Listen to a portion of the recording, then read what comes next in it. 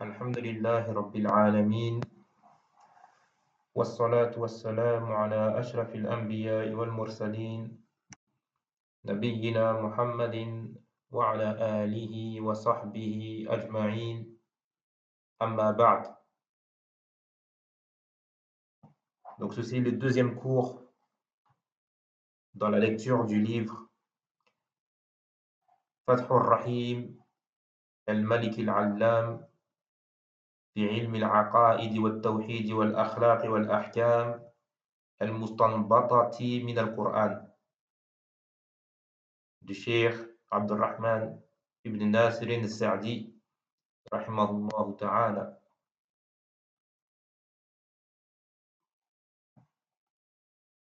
Et au dernier cours, nous nous étions arrêtés donc au fait que le Cheikh expliquait comment il a divisé son écrit, ce livre, en trois parties, qu'il a consacré ce livre à trois types de sciences. La première, la science du tawhid et du dogme religieux. Le deuxième type de science auquel il a consacré, ou plutôt qu'il a abordé dans ce livre, c'est la science des bonnes mœurs et des qualités honorables. Et le troisième type de science, la science des règles concernant les adorations, les transactions et les relations. Et donc, nous nous étions arrêtés lorsque le cheikh il dit النوع الأول من علوم القرآن علم العقائد وأصول التوحيد. Donc le premier type de science parmi les sciences du Coran que le cheikh a abordé dans cet ouvrage, il dit c'est ilm al-aqaid wa usul al-tawhid, la science des dogmes et des fondements du tawhid, du monothéisme. Et il nous dit le cheikh وهذا هو أشرف العلوم على الإطلاق وأفضلها وأكملها وبه تستقيم القلوب على العقائد الصحيحة وبه تزكو الأخلاق وتنمو وبه تصح الأعمال وتكمل. Donc il dit concernant cette science qu'elle est la plus noble des sciences. Elle est la plus noble de toutes les sciences, la meilleure et la plus parfaite. Et que par cette connaissance, les cœurs seront sur la croyance authentique, sur le dogme authentique, et les comportements, par cette science, on va purifier son comportement et l'améliorer.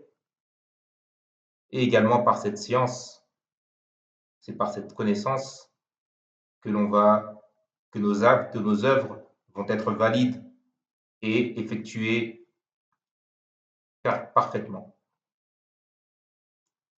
Puis il dit le cheikh وموضوع هذا العلم البحث عما يجب لله من صفات الكمال ونعوت الجلال وما يمتنع ويستحيل عليه من أوصاف النقص والعيب والمثال وما يجوز عليه من إيجاد الكائنات وأنه الفعال لما يريد ما شاء كان وما لم يشأ لم يكن. Donc il nous dit que le sujet de cette science, c'est-à-dire ce que l'on étudie dans cette science, c'est la recherche de ce qu'il est obligatoire, la recherche de ce qu'il est obligatoire de reconnaître à Allah subhanahu wa ta'ala comme attribut de perfection et comme qualité de magnificence. Tout comme on recherche dans cette science, on recherche également ce qui est interdit et impossible concernant Allah subhanahu wa ta'ala, ce qu'il est interdit et impossible d'attribuer à Allah subhanahu wa ta'ala comme imperfection, comme défaut et comme ressemblance, ainsi que ce qu'il est permis de lui attribuer, tel que le fait de créer et qu'Allah subhanahu wa ta'ala fait ce qu'il veut. Ce qu'il veut est, et ce qu'il ne veut pas n'est pas. وكذلك البحث عما يجب الإيمان به من الرسل وصفاتهم وما يجب لهم ويمتنع في حقهم ويجوز. Également dans la science du dogme authentique et la science du tawhid, également on va rechercher ce dont il est obligatoire de croire, tels que les prophètes et leurs caractéristiques, ce qu'il est obligatoire de leur reconnaître, ce qu'il est interdit et ce qu'il est permis les concernant. والإيمان بالكتب المنزلة على الرسل. Et également, parmi les choses qu'il est obligatoire de croire et qui font partie des sujets qui sont étudiés dans la science de la aqidah, la science du dogme et du tawhid,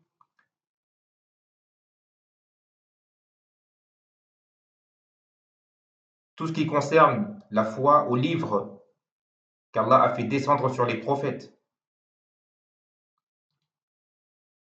Tout ce qui concerne donc la foi aux livres qu'Allah a fait descendre sur les prophètes.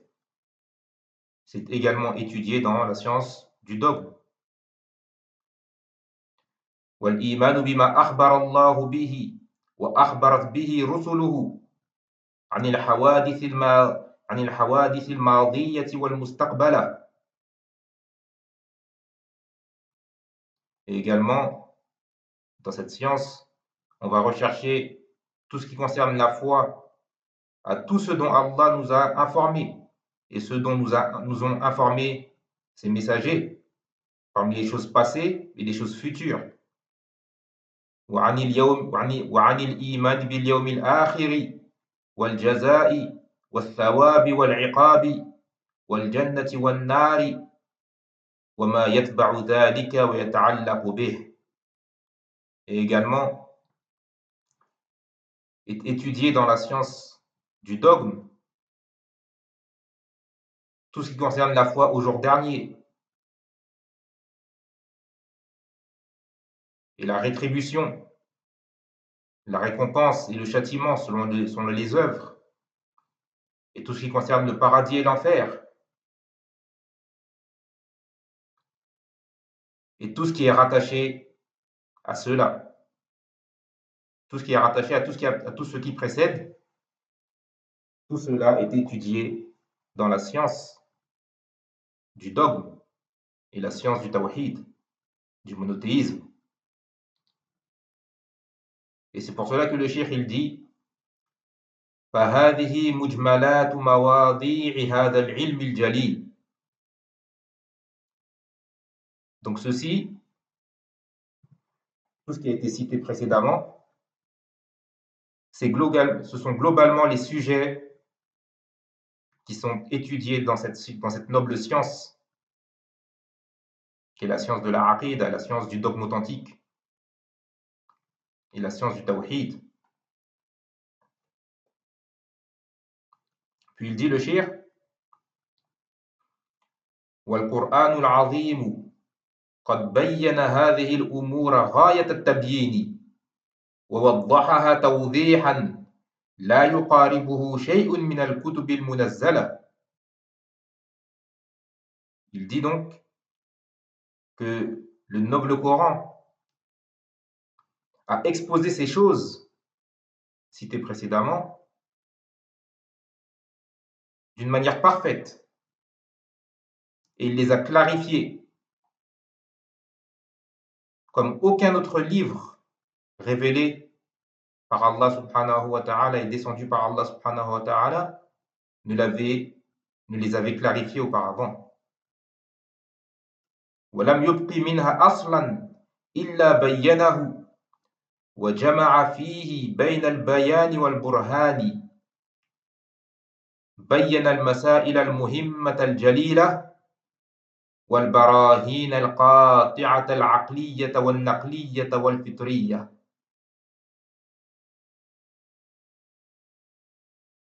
Le cheikh il nous dit ici que donc le Coran n'a pas laissé un seul de ses fondements, les fondements de la foi et du dogme. Le Coran n'a pas laissé un seul de ses fondements sans l'expliquer, en alliant l'exposé avec la preuve. En alliant l'exposé avec la preuve. Dans le Coran, Allah subhanahu wa ta'ala a expliqué les questions importantes du dogme.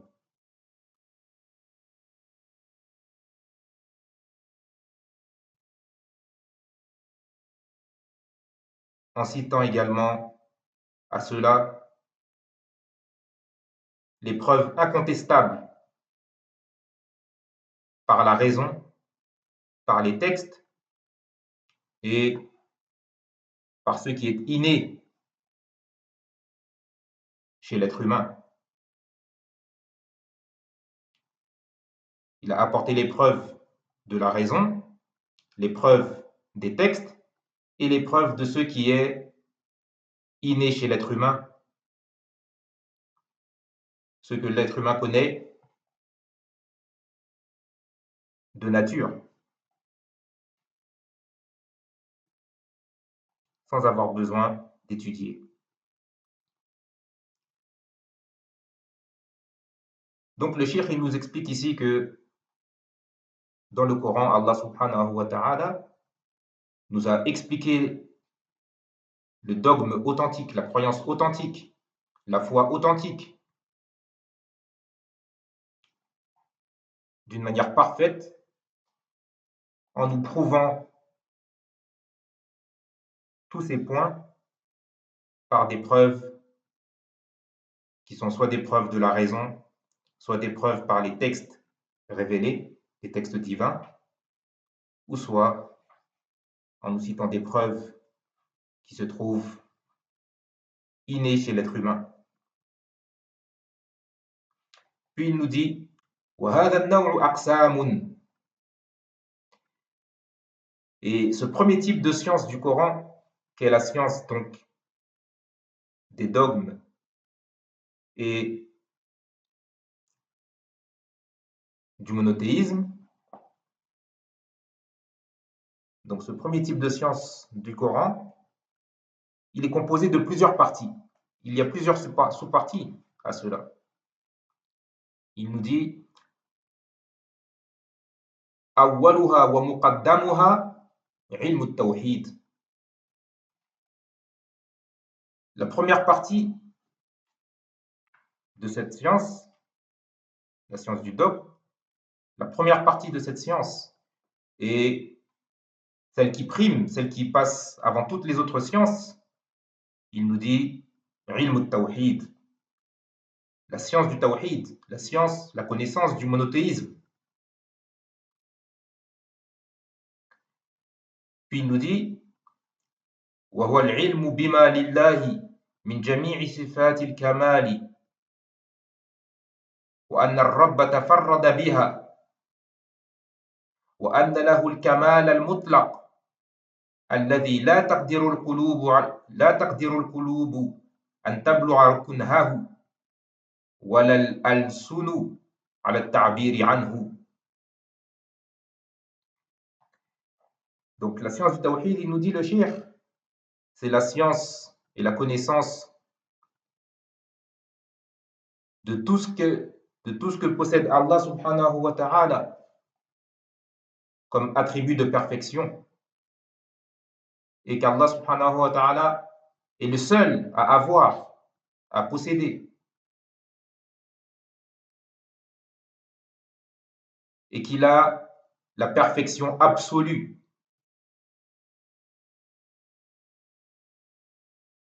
Dont les cœurs ne peuvent en concevoir, pleinement, ne peuvent en concevoir concrètement la réalité.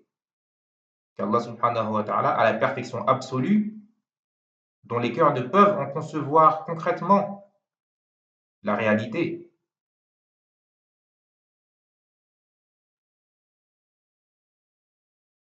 Et ni même les langues ne peuvent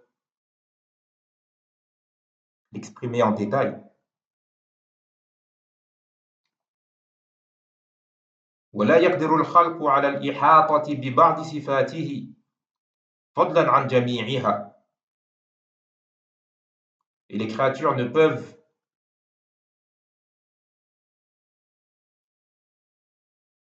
embrasser la connaissance de tout ce qu'implique. Les créatures ne peuvent englober et embrasser la connaissance de tout ce qu'implique certaines des qualités d'Allah subhanahu wa ta'ala, certains de ses attributs, et encore moins leur intégralité. C'est-à-dire que les créatures ne peuvent pas connaître pleinement tout ce que les attributs d'Allah subhanahu wa ta'ala impliquent dans la création. Puis il nous dit وهذا العلم, c'est-à-dire علم التوحيد, مبني على اعتقاد وعلم وعلى تأهله وعمل. Et cette science, la science du tawhid, il nous dit le cheikh, elle est basée d'une part sur une croyance et une connaissance, et d'une autre part sur une adoration et des actes. Et ici donc le cheikh, il nous fait une allusion au fait que le tawhid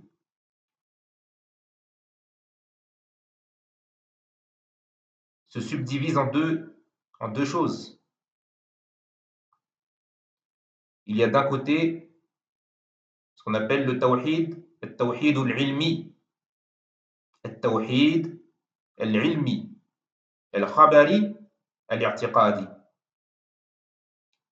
Il y a donc le tawhid de la connaissance et de la croyance,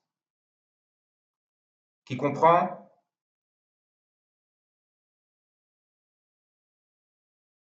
l'unicité d'Allah subhanahu wa ta'ala dans la seigneurie, qu'il est le seul Seigneur, et l'unicité d'Allah subhanahu wa ta'ala dans ses noms et ses attributs,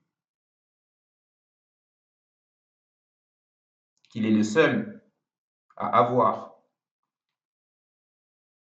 Donc ça c'est al-tawhid al-ilmi ou al-khabari, l'unicité d'Allah subhanahu wa ta'ala par la connaissance. En connaissant Allah subhanahu wa ta'ala, qu'il est le seul Seigneur et qu'il a les noms les plus beaux et les attributs les plus parfaits. et qu'il n'a pas d'égal dans tout cela.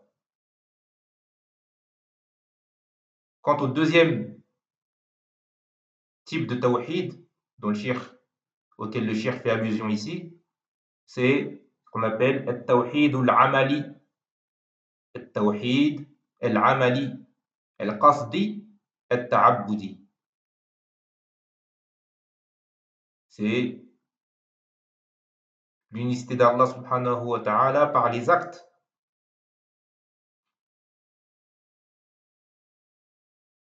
Par les actes, la volonté et l'adoration. Et c'est ce qui est également appelé Tawhid al-Uluhiyya ou bien Tawhid al-Ibad, unifier Allah subhanahu wa ta'ala par l'adoration. On y par les actes d'adoration. C'est pour cela qu'il nous dit donc que cette science, elle est basée sur, d'un côté, une croyance et une connaissance, qui est donc al-Tawhid al-Ilmi, et de l'autre côté, par une adoration et des actes, qui est al-Tawhid al-Amali. Le premier, l'unicité d'Allah subhanahu wa ta'ala par la connaissance, en le connaissant comme étant le seul Seigneur et celui qui a les noms et les attributs les plus parfaits. Et de l'autre côté, l'unicité d'Allah subhanahu wa ta'ala par l'adoration, par les actes. Donc il nous dit le cheikh pour développer cela, أما الاعتقاد والعلم فأن يعتقد العبد أن جميع ما وصف الله به نفسه من الصفات الكاملة ثابت لله على أكمل الوجوه وأنه ليس لله في شيء من هذا الكمال مشارك.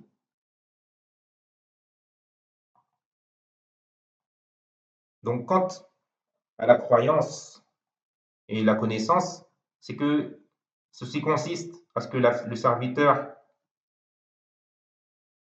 croit à tout ce dont Allah subhanahu wa ta'ala s'est qualifié comme attribut de perfection. Tu dois croire que toutes ces choses dont Allah subhanahu wa ta'ala s'est qualifié,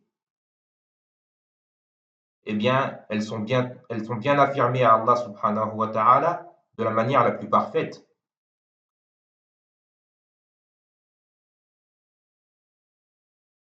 Et qu'Allah subhanahu wa ta'ala n'a aucun associé dans ses noms et ses attributs. وأنه منزه عن كل ما ينافي هذا الكمال ويناقضه مما نزه به نفسه أو نزهه رسوله صلى الله عليه وسلم.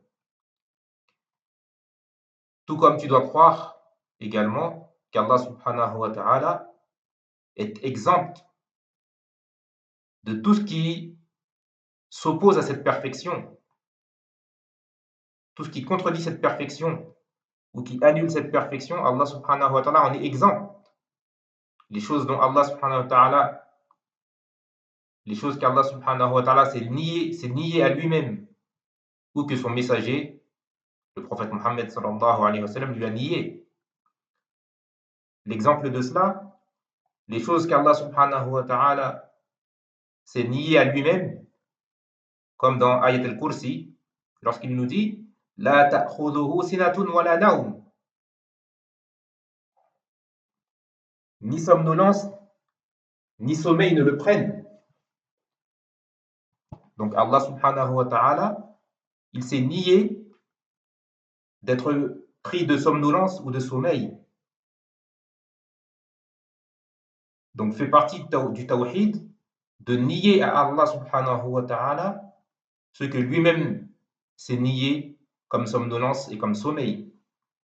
Donc Allah subhanahu wa ta'ala ne dort pas et ne somnole pas. Et à titre d'exemple également, Parmi les choses que le prophète sallallahu alayhi wa sallam a nié à Allah subhanahu wa ta'ala, le fait qu'Allah soit borgne. Le prophète sallallahu alayhi wa sallam dans un hadith, le hadith Dajjal, le hadith du faux messie, le prophète sallallahu alayhi wa sallam a dit aux compagnons radiallahu anhum que le Dajjal, le faux messie, était borgne, alors que votre Seigneur n'est pas borgne. Donc ça, c'est un signe apparent que le prophète sallallahu alayhi wa sallam a donné du faux messie, comme quoi il était borgne, et afin que le croyant ne soit pas trompé par les miracles que le faux messie aura, le prophète sallallahu alayhi wa sallam nous dit que pour que vous sachiez que ce n'est pas votre Seigneur, que ce n'est pas votre Dieu, sachez que votre Dieu, lui, Allah subhanahu wa ta'ala, n'est pas borgne. Donc le prophète sallallahu alayhi wa sallam a nié qu'Allah soit borgne. Et de là fait partie de la croyance et du tawhid, de nier cela à Allah subhanahu wa ta'ala. Puis le cheikh il nous dit وأما التأله والعمل فأن يتقرب العبد إلى ربه بأعماله الظاهرة والباطنة إلى الله ويخلصها لوجهه وينيب إليه. Quant donc à l'adoration et aux actes, qui est donc la deuxième partie de ce que comprend la science du tawhid, ou de ce sur quoi est basé le tawhid, le cheikh il nous dit donc que l'adoration et les actes, c'est que le serviteur se rapproche de son Seigneur par ses actes apparents et cachés, ses actes extérieurs et avec les membres et ses actes du cœur. Il se rapproche de son Seigneur par ces actes-là. Et il est sincère envers lui, ne recherchant que sa satisfaction. Et il se repent à lui.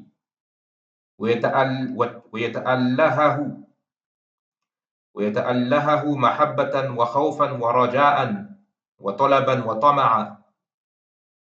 Et qu'il adore Allah subhanahu wa ta'ala par amour, crainte et espérance. Par crainte de son châtiment et de sa colère, et par espérance en sa récompense et son agrément. فيقصد وجهه الأعلى بما يعتقده من العقائد الصحيحة وبما يقصده ويريده من الإرادات الصالحة والمقاصد الحسنة التابعة لأعمال القلوب وبما يعمله من الأعمال الصالحة الراجعة للقيام بحقوق الله وحقوق عباده وبما يقوله ويتكلم به.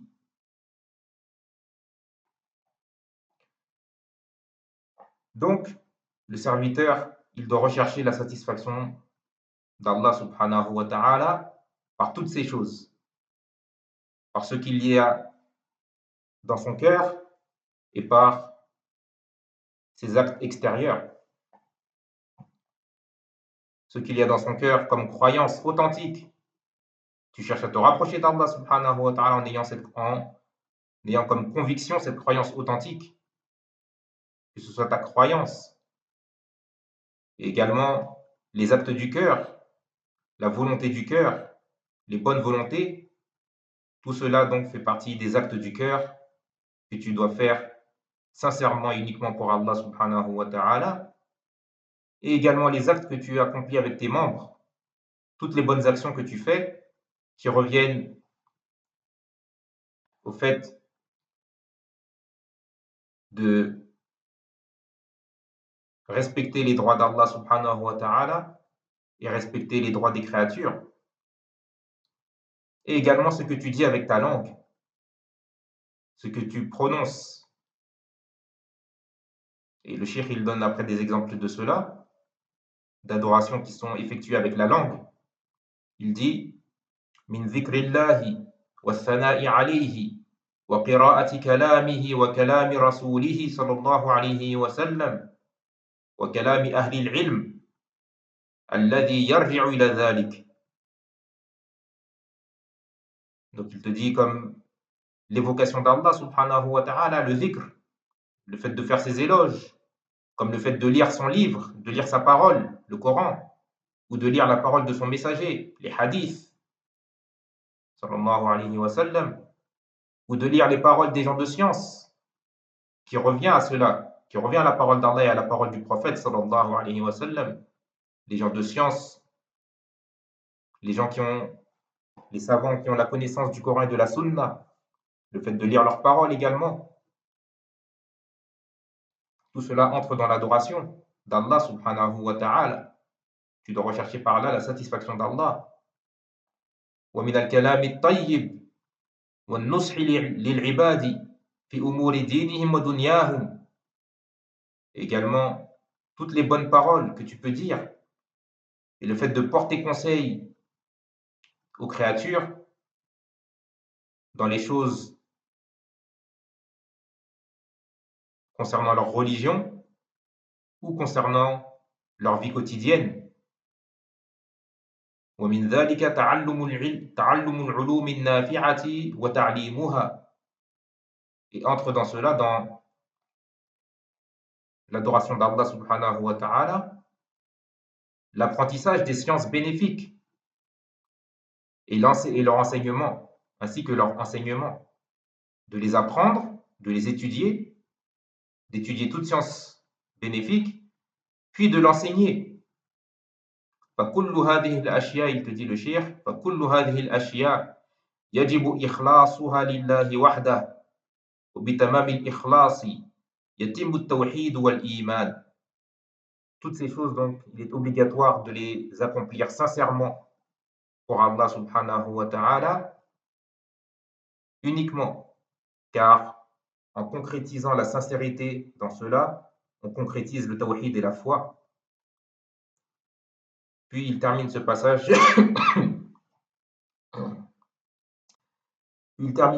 en disant فبهذا التقرير يكون التوحيد يرجع إلى أمرين توحيد الأسماء والصفات ويدخل فيه توحيد الربوبية وهذا يرجع إلى العلم والاعتقاد وتوحيد الإلهية والعبادة وهذا يرجع إلى العمل والإرادة عمل القلوب وعمل الأبدان كما تقدم.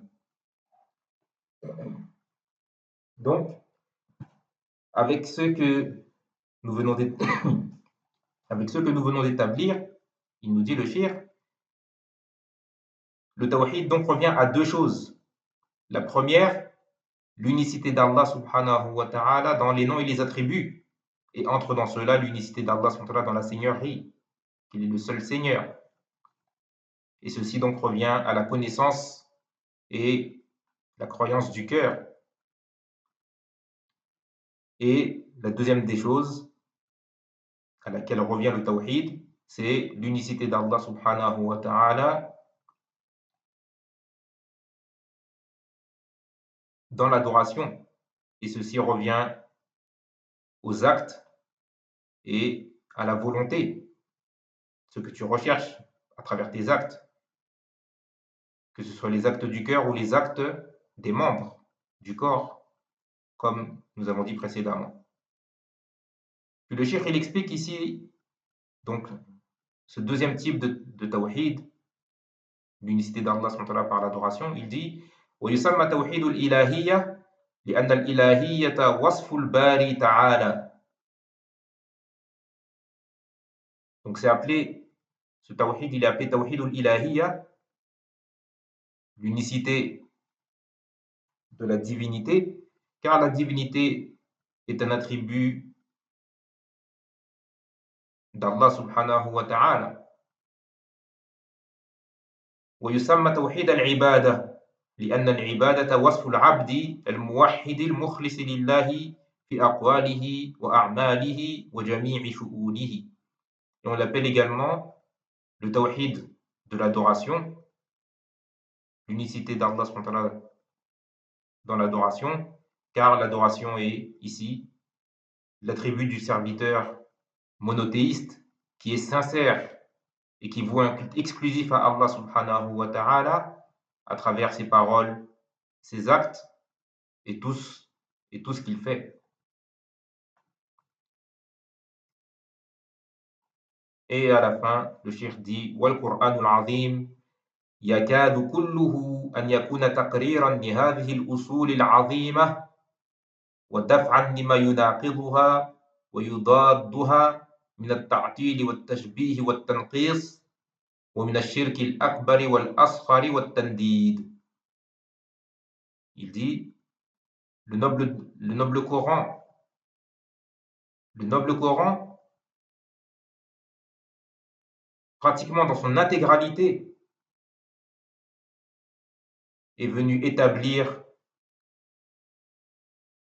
ses fondements,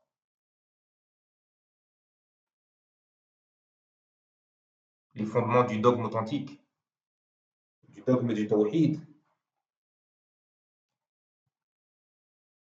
Donc le Coran est venu pour établir ses fondements et pour rejeter tout ce qui les contredit ou qui s'y oppose, comme la négation des noms et des attributs d'Allah subhanahu wa ta'ala, ou le fait de le faire ressembler à ses créatures, ou de diminuer de sa valeur, et comme également le polythéisme majeur, le polythéisme mineur, ou le fait d'attribuer à Allah subhanahu wa ta'ala un égal. Donc le cheikh, il te dit que pratiquement tout le Coran est venu pour établir cela, pour établir les fondements du tawhid. Et Ibn al-Qayyim, rahimahullah, c'est là-dessus que je vais finir le cours d'aujourd'hui, incha'Allah ta'ala, il nous parle de cela, et il nous dit carrément que le Coran entièrement, le Coran dans son intégralité, n'est venu établir que le tawhid, que l'unicité d'Allah subhanahu wa ta'ala. Dans son livre Madarij as-Salikin, Ibn al-Qayyim rahimahullah, il nous dit Inna kulla ayatin fil Qur'ani fahiya mutadamminatun lit-tawhid shahidatun bihi da'iyatun ilayhi. Tout verset du Coran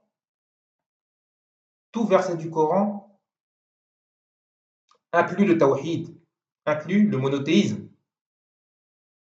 en témoigne et y appelle.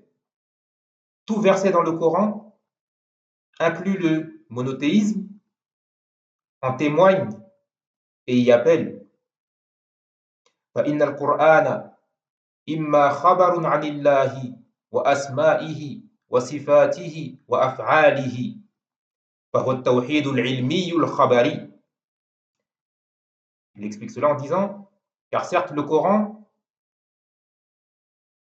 le Coran, tu trouveras soit une information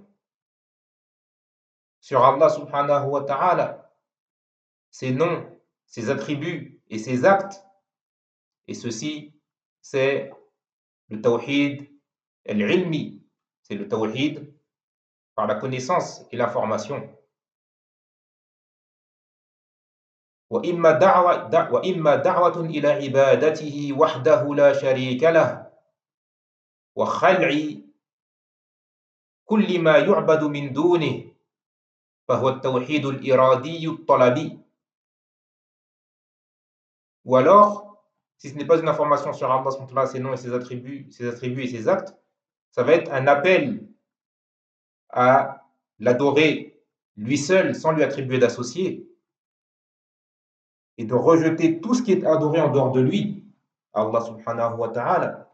Et ça, c'est le monothéisme de la volonté, ce que tu recherches par ton cœur. Puis il dit وإما أمر ونهي وإلزام بطاعته في نهيه وأمره فهي حقوق التوحيد ومكملاته. Ou sinon, ce sera un ordre ou une interdiction et un appel à rester dans l'obéissance d'Allah subhanahu wa ta'ala, dans ce qu'il a interdit ou dans ce qu'il a ordonné. Et ceci fait partie des droits du tawhid et des choses qui viennent le compléter. وإما خبر عن كرامة الله لأهل توحيده وطاعته وما فعل بهم في الدنيا وما يكرمهم به في الآخرة فهو جزاء توحيده.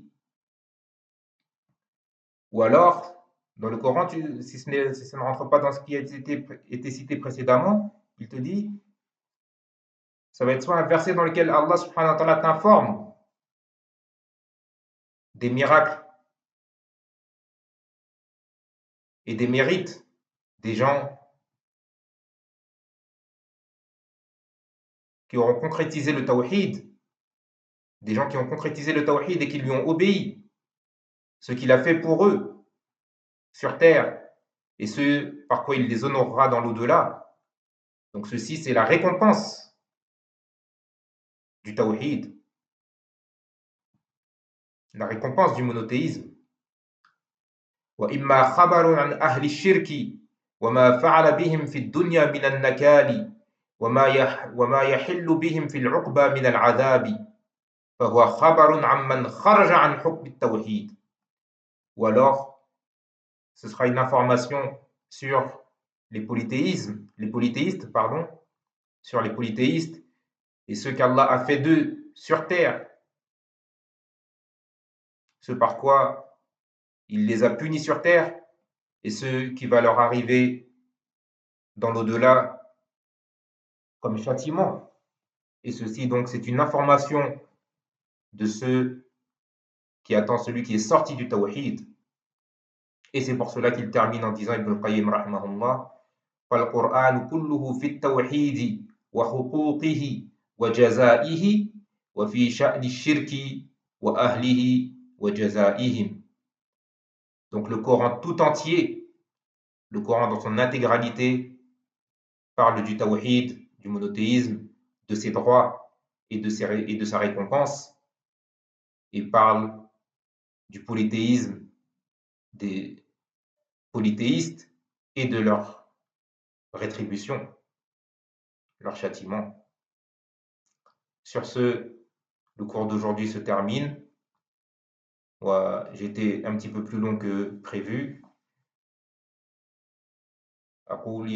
أقول قولي هذا وأستغفر الله لي ولكم وصلى الله وسلم على نبينا محمد وعلى آله وصحبه أجمعين والحمد لله رب العالمين.